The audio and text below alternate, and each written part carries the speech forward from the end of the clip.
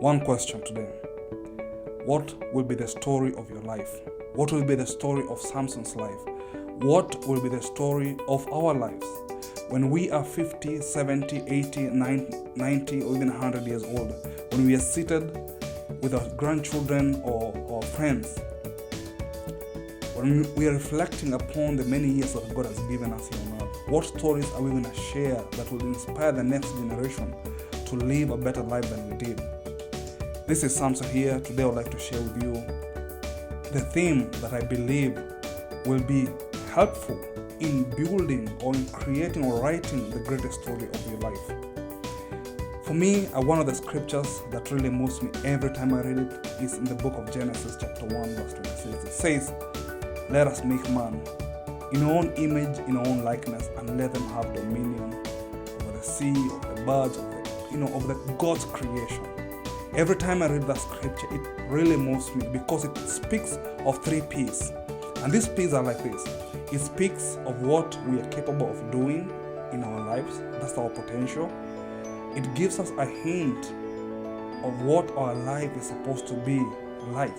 That's our purpose.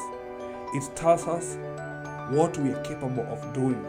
That's our possibility. So every time I read the scripture, it tells me of potential, it tells me of purpose, it tells me of possibilities. I believe when God created us, He created us to live victoriously. And victorious living is the thing that we must be able to build our lives upon.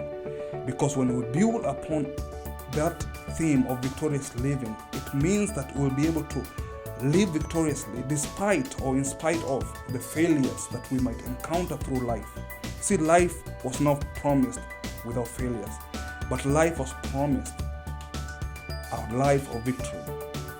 So I believe that when we decide to pick that theme, victorious living, and make it our personal theme, that I'm going to live victoriously, what will happen to our lives? 4 things will happen when we decide to make that our theme, victorious living. It will be number 1, we're going to have passion for life. There's so many times I see people living life which is without passion. They just go to work 9 to 7 or night shift or evening shift or whatever shift, but they just go there. Like you drive on the highway, you don't know how you got to work. It's like automatic. But when you decide to live victoriously, you will find that you're going to be passionate about life. You're going to be alive.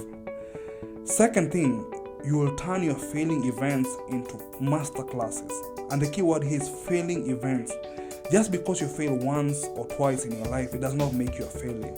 I have so many failures in my life.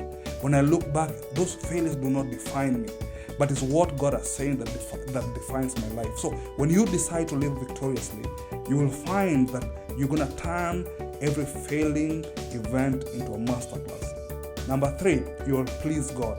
Think about God saying, "Let us make man in our own image, in our own likeness." So if you're in the likeness of God, if you're in the image of God, you must live victoriously. And that will bring a lot of joy and pleasure to God. Number 4, you will fulfill your purpose. It's impossible for you to live a life without victory and fulfill your purpose. So fulfilling our purpose is so much in tune or integrated with deciding to live a victorious life. So today I just want to share with you those 3 things, or 4 things at least. And remember the 3 P's I shared with you. When you look at the story of your creation, you should see potential, you should see purpose, and you should see possibility. Again, this is Samson. I hope this will bless and add value to you. God bless you.